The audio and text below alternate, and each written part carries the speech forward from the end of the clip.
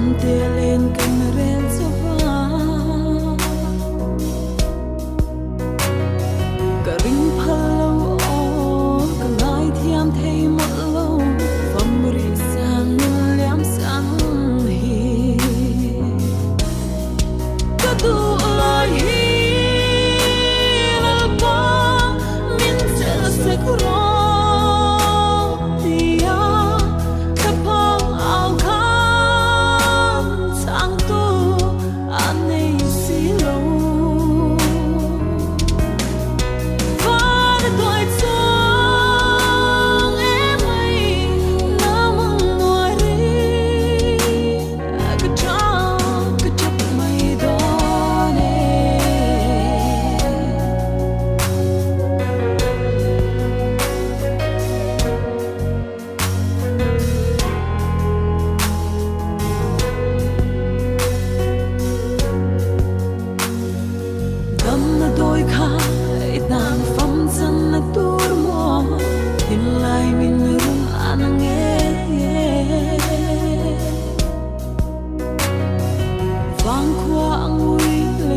sự bỏ ai nghe van đuôi gần trả rung có hở thấy chẳng sẽ ô rau tha lên suy cần hoa nghe sắc ruộng kia nghe sao về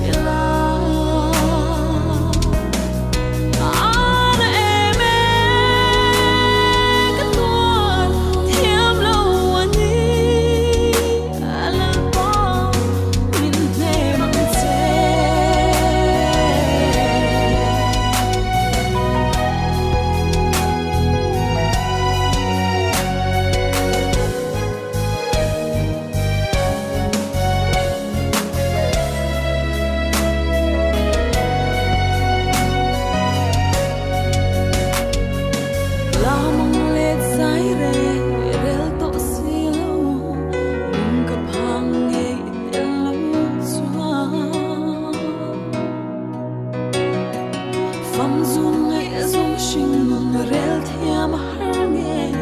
min thir về mô rau khalengi thăng vana kia phong vang khóc bụi ôm anh đi ta chuồn lên amo thay đùa la bộ dù muốn cứ lên về thế là chúa là bao mình quyến dễ thăng và nặng khiến phong vang khóc bụi ôm anh đi đã chúa lên amo cứ thay đùa la